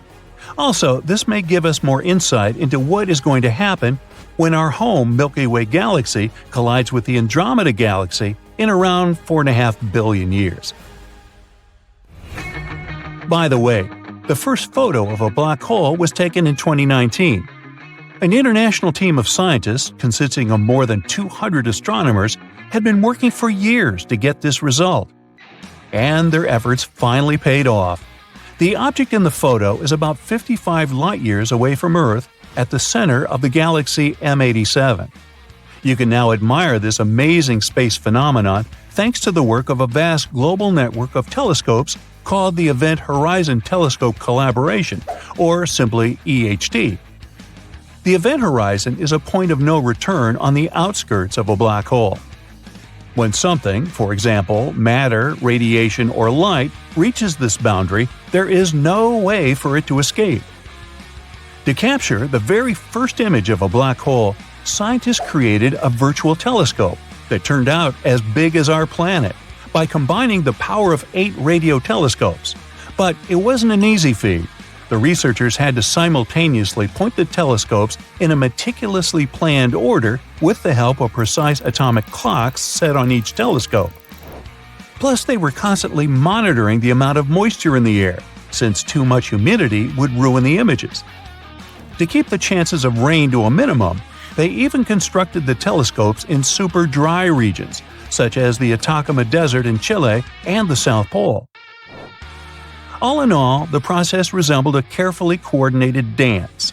But thanks to these preparations, in over 2 weeks, the telescopes collected 5,000 trillion bytes of data. It was then processed by several supercomputers, and scientists finally got the long-awaited images. And what they observed was a monster of a black hole measuring about 25 billion miles across. Now, how about we talk about the coolest black hole facts? There are baby black holes called primordial, and they're really tiny. They vary from the size of an atom to that of a mountain. There is a theory that galaxies get formed around black holes. This means that when a large star explodes, a black hole appears in its place, and then the rest of the galaxy just forms around it. There is a supermassive black hole right in the middle of the Milky Way galaxy. Its name is Sagittarius A star, and it's 4 million times as heavy as the Sun. And nope, we're not going to be pulled into this hole. It's more than 26,000 light-years away from Earth, and that's too far for this monster to have any influence on our planet. Besides Sagittarius A star, there are 100 million medium-sized black holes in our galaxy. And can you imagine how many black holes in total there are in all 100 billion galaxies that exist out there? You do the math. If you ever find yourself near a black hole, be ready that time will slow down significantly. It may work for you if you aren't so eager to grow older. Just don't let yourself be tugged into the event horizon. Whoops, bye-bye. Black holes aren't some hungry predators that roam the universe preying on poor, unsuspecting planets. They just gulp down the stuff that ends up too close to them. On top of that, they sometimes fling out spitballs the size of a planet. How does this matter escape the pull of black holes?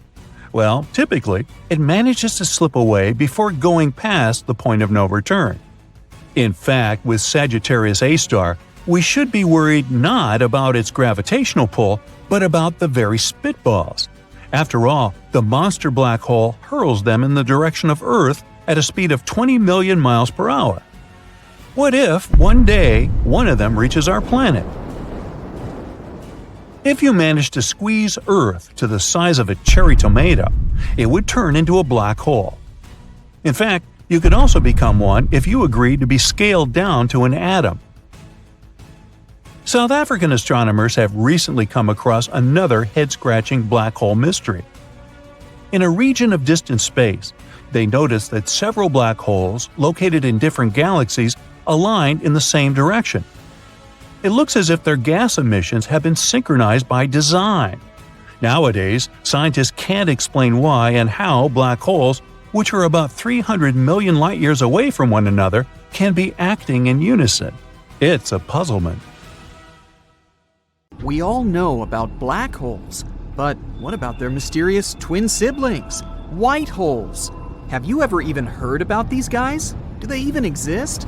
And the most important question of them all, are these two actually a big interdimensional portal? Let's find out. A black hole is a creepy space object with an incredibly strong attractive force. Its gravitation is so great that even light cannot escape from it. That's why it seems black to us. They appear when stars at least 3 times bigger than our sun completely burn out. Turning old, such a star begins to shed layers of gas and decrease in size. Its core shrinks and shrinks until it turns into a small ball with huge pressure inside. And when it can't withstand this pressure anymore, it goes boom, collapsing on itself and becoming a black hole. And yeah, we still have a lot to learn about these guys, but at least we have some rough idea about them. But what about white holes? Why do we hear about them so rarely? And why don't we know anything about them? White holes are theoretical space objects that are basically the opposites of black holes. If black holes eat everything they see, then white holes, on the contrary, don't let anything enter them. By the way, white holes is just a name. To us, they wouldn't actually look white. Imagine traveling in a spaceship. Suddenly, you see something that looks like a typical black hole. It's surrounded by a bright, rotating, massive ring of space dust and gas. But if you continue to watch, you'll see something unusual. This hole will spit out some matter from its center. Something like this is impossible with black holes. Only at this moment will you realize that this is a white hole, because visually, they have no difference. Both of these space phenomena have the so-called event horizon, which is something like a boundary.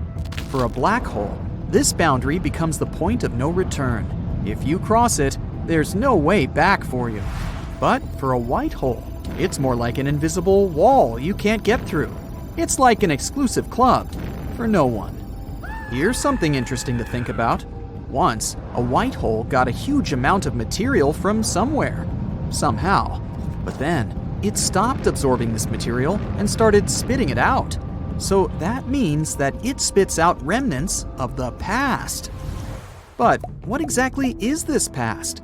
Can a white hole spit out something that once existed and has long disappeared? Can these things somehow affect our world? This thought may be a little worrying, but you can relax. The thing is, we haven't discovered even a single white hole yet. It may be because we have very little actual knowledge about space. In the 20th century, Albert Einstein and his general theory of relativity hit physics like a tsunami. He discovered something incredible, that gravity, as an invisible almighty force, is able to bend space and time. This discovery was a real breakthrough. That's when scientists first suggested the existence of black holes. But it took them more than 40 years to understand these space objects, or even prove their existence. Only recently did we receive the first photo of a black hole located in the center of the galaxy M87. You might remember that one. Many people laughed at the fact that it was too blurry, but we really should give scientists more credit. This photo was obtained through international collaboration of space stations and 8 ground-based telescopes. So basically, we needed a huge amount of effort and resources to get even small proof of the existence of black holes. No wonder we still haven't discovered their twins. But on the other hand, many scientists now think that white holes may not even exist. For a long time, they were a logical conclusion of the theory of relativity. If black holes exist, why shouldn't white holes appear in the universe? But recently, scientists have begun to question if white holes are even possible. We know how black holes are born, but for a white hole to appear, this whole process needs to be reversed, which doesn't make a lot of sense. We can take an egg and turn it into an omelet. But how do we turn an omelet back into a whole egg? That's not only about food. At first, everything in the universe has some clear, definite shape. And then, over time, it becomes more and more chaotic. This is one of the universe's statistical laws. Moreover, it seems like white holes wouldn't be able to exist for a long time. They would throw a lot of their mass and material into space. All this would gather and gather around them, until, eventually, a white hole would collapse and form another black hole. What a weird cycle. But this is what this process looks like if you use common sense. But we all know that the universe is way too cool for our small, simple brains. There are so many things in it that don't make any sense, but they still exist. Some physicists are trying to bring white holes back from scientific oblivion. Their main argument begins with the question, what happens with things that enter a black hole? They can't just disappear into nowhere. According to physics, no matter in the universe can simply turn into nothing. It never disappears. It just changes. So what happens inside a black hole? What happens to a black hole itself when its lifespan expires? And how is a white hole born? As you've probably guessed, these questions may all have one answer. The two holes must be interconnected, and they may even be some sort of portal. For this to be true, we need to violate the equations of general relativity. And we know that Einstein's theory has been considered inviolable for years. But here's a fun fact. We did finally challenge it in 2022. 3 scientists got the Nobel Prize for proving that Einstein wasn't right about many things, and the universe is way more complicated than we thought. In other words, white holes can really exist. They may be kind of crazy and incomprehensible to us, but their existence is still possible. If they did, how would they work? Well, we have a few ideas.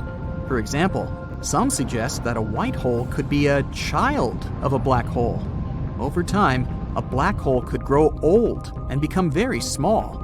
Then, the processes taking place in it would cease to obey common sense. Pure quantum randomness would come into play.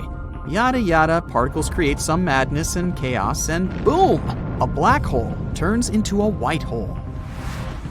Such a white hole would be the size of a tiny particle and weigh about as much as a strand of human hair. It wouldn't have the incredible gravitational mass of its ancestor, but it would have its insides. In other words, this white hole would store everything that the black hole swallowed in its previous life. And sooner or later, it would start spitting this information out. If this theory is true, then one day, white holes may begin to dominate our entire universe. This could happen when all the stars burn out and all the black holes dry up. But that's in the most distant future you can imagine. We're talking about trillions of years in the future here. The universe may not even survive for so long. There's also another option. Maybe our entire universe is the creation of a white hole.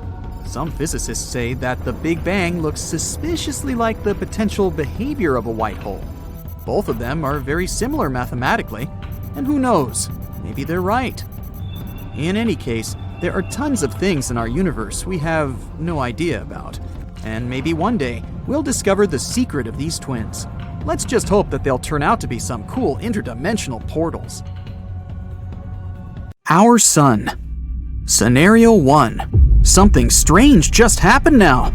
Every TV channel, the news, they're all talking about a black hole that came closer to us, on the spot where our sun used to be. You can even see an accretion disk, and the background of the sky looks kind of distorted, which means it got really close. Normally, black holes are so far away that we can't see them with the unaided eye. You can't even see them with a telescope directly. What's it doing here so close? And where's the sun? Did the black hole swallow it? The sun used to be in the center of our solar system, far enough not to burn us, but still close enough to give us light, warmth, and beautiful scenes when it rises in the east and goes to rest in the west. Hey, this one even rhymes. Well, it gave us life. The most massive body in our solar system contains 99.8% of its total mass. It's so wide, you could fit more than 1 million Earths inside of the sun. Maybe our sun turned into a black hole, but it's way too early for that to happen. I mean, that's how they form, when enormous stars come to the end of their life cycle and explode, which is called a supernova. They end up collapsing on themselves, becoming very small. It's a tiny size and a huge mass. That's what makes black holes' gravity so strong, and even light that comes too close can't escape. And all the stars in the universe are shrinking and will disappear at some moment. Our sun loses 4 million tons of mass every second, and eventually, the only energy left in the universe will be generated by black holes. A black hole is surrounded by dust, gas, and radiation. The radiation is very dangerous, so we hope our planet won't come near it. Our solar system doesn't have light anymore. No light and no heat either, so even Mercury and Venus will probably get covered in ice pretty soon, not to mention Earth. Do I need to say nothing will survive this new ice age? The only salvation might come from the accretion disk that spins so fast it generates heat, but that's too many chances to take. Still, at least if the black hole has the same exact mass as the sun before it, all the planets will remain in the same orbits, Earth included. But if it has a mass bigger than our sun, which is something our scientists are currently trying to figure out, then bye-bye, solar system. It was nice knowing you. Scenario 2. Oh no, what's happening? It was supposed to be a nice sunny day, but now you see darkness descending so abruptly. How come it's night, yet the clock says it's 2 p.m., and the moon looks different? The TV reports say our sun is gone, and due to some mysterious events, the moon is not orbiting the Earth anymore. It's in the center of our solar system now. We don't have much time left. Since the sun is not in the center of our solar system, we now have 8 minutes and 20 seconds to become aware of it. It may take millions of years for the sun's energy to travel from its core to the surface, but 8 minutes and 20 seconds is exactly how long it takes for sunlight to reach Earth.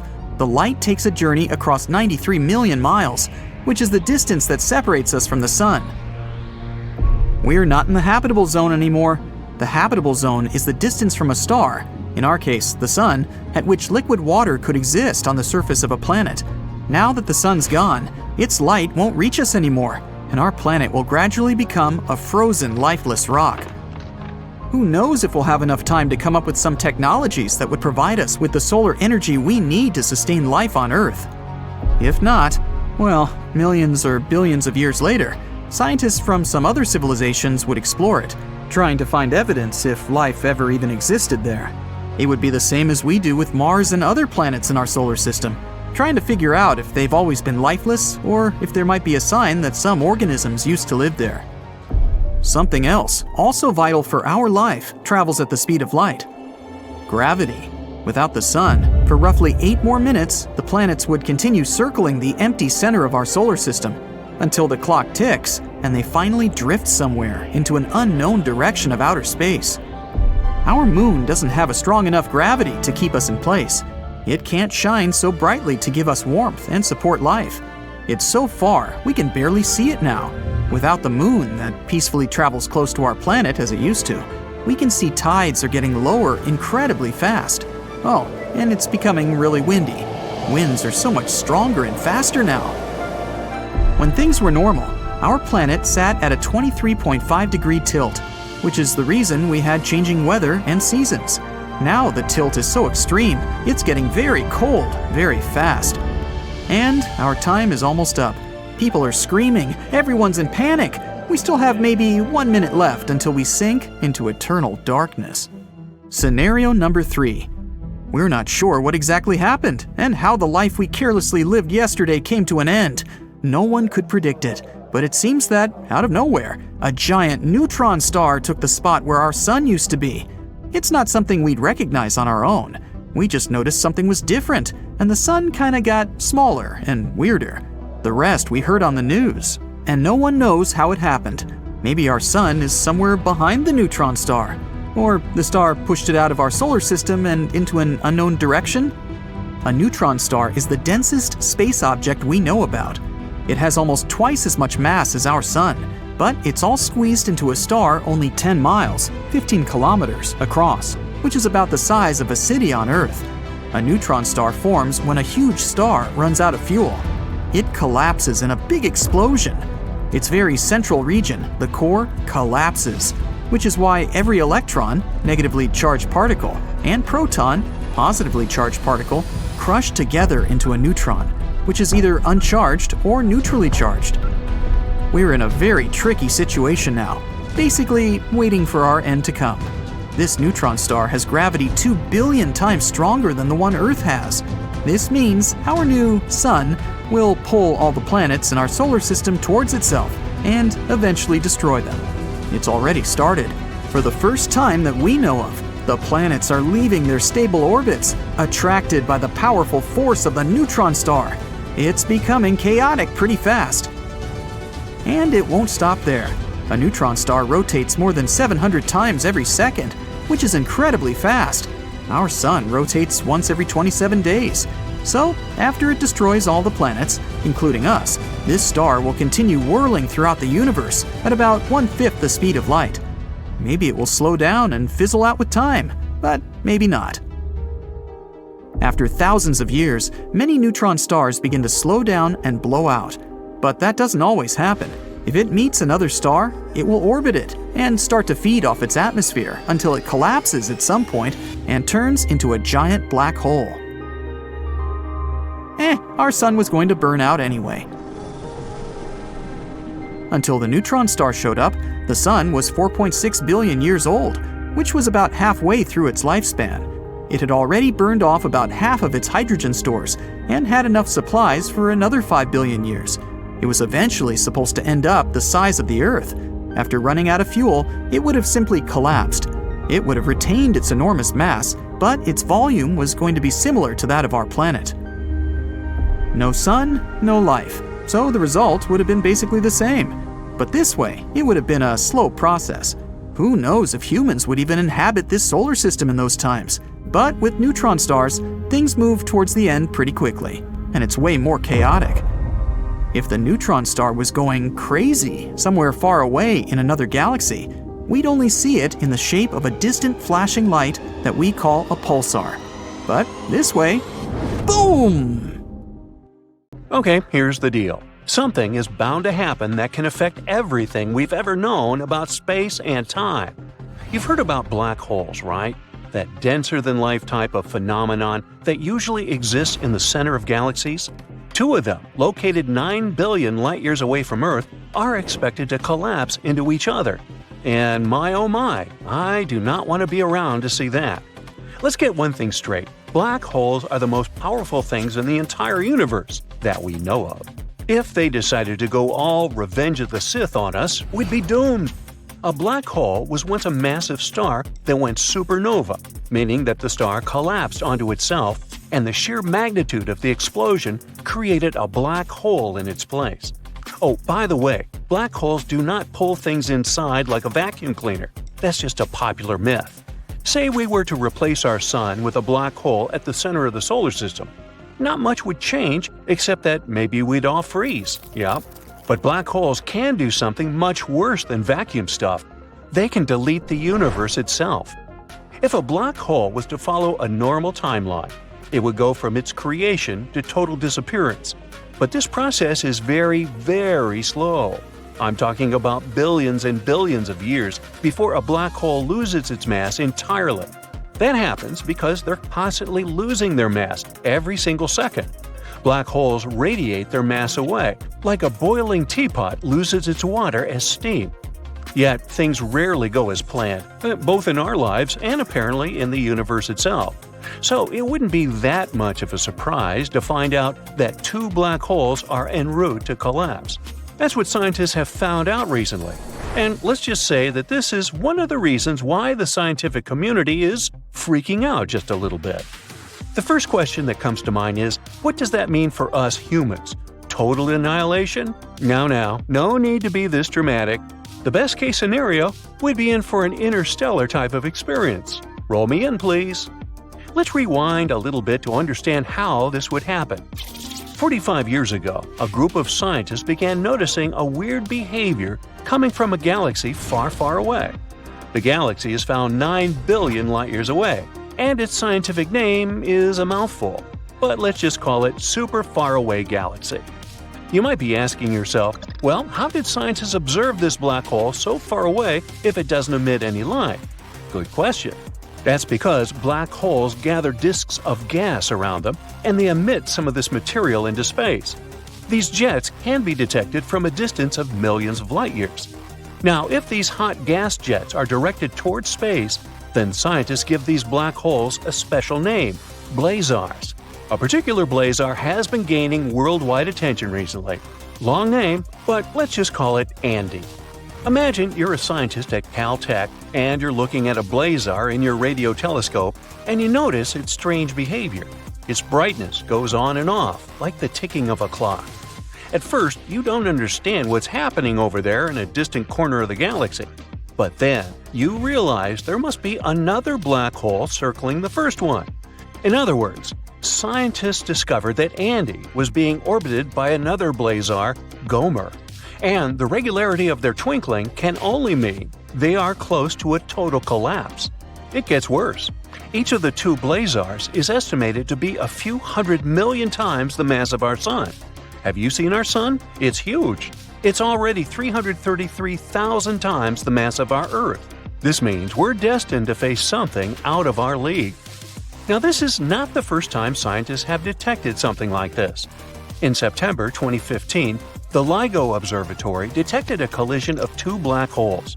Each of them was as heavy as 30 suns, and an equivalent of 3 solar masses was released once they crashed into each other. And guess what? This gravitational wave passed through Earth at the speed of light, but we really weren't affected by it. Maybe you were sleeping and felt something weird in the air, but nothing significant happened to us as a species or to our planet. But that's because the blast was weak. The thing is, the expected collision between Andy and Gomer will send unprecedented gravitational waves throughout galaxies, and they will reach the solar system. But what is this shock wave actually capable of doing? Well, it could stop our Sun from releasing gas for a few minutes, which means it would stop heating the solar system. So, let's say you were going about your summer day and, out of the blue, the atmosphere froze for a few seconds. Doesn't sound too nice, huh? But that's actually a better possibility than the next one. In one of the worst-case scenarios, a blast from the collision between Andy and Gomer could break bonds between atoms and make everything disintegrate.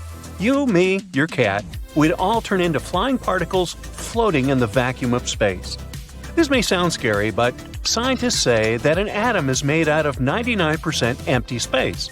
This means that everyone on this Earth, all 8 billion of us, and everything that exists, planets, objects, animals, are all made up of 99% empty space. So perhaps all that Andy and Gomer would do is separate all of our atoms and desolidify us. Then again, the blast could mess with the fabric of space and time as we know it. You remember Albert Einstein, right? Crazy hair?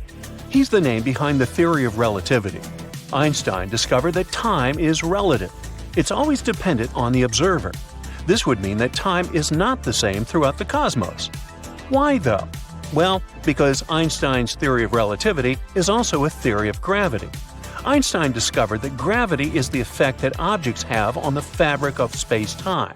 Every object that has a mass, including you, me, your cat, and our planet, creates a warp or a distortion in the fabric of space-time that causes it to bend. The bigger the mass, the bigger the gravitational force, and the bigger the distortion on the fabric. It may sound complicated, but hey, this is what creates different perceptions of space and time throughout the cosmos. This is why you'll age differently on Earth and on Jupiter. This is why time passes completely different for astronauts on long missions and for people that remain on Earth. And this is why a collision of two mega blazars could mess with our perceptions of space and time, due to the sheer force of its gravitational shockwaves. Got it? Not to mention that black holes are already a huge warp in the fabric of space-time. You remember that Interstellar scene, right? Where the lead character bends the space-time continuum through a black hole? Now, don't try this at home though. As far as we know, Anyone who chooses to go inside a black hole has no guarantee of making it home again. Scientists say that this blazar explosion will happen in approximately 10,000 years. But wait a minute. If this blazar lies 9 billion light-years away from Earth, it means that these two black holes should have already collided long before our solar system and home planet were born. You see, the solar system was born around just 4 billion years ago. And since it takes us 9 billion light-years to receive the light emitted from the blazars in the first place, this means that the collapse of the two blazars already took place, and it'll reach Earth 10,000 years from now. This means the shock waves are already making their way through the galaxies at this very moment. But still, it's not something even your great-great-great-great-great-great-great-grandchildren will be around to see.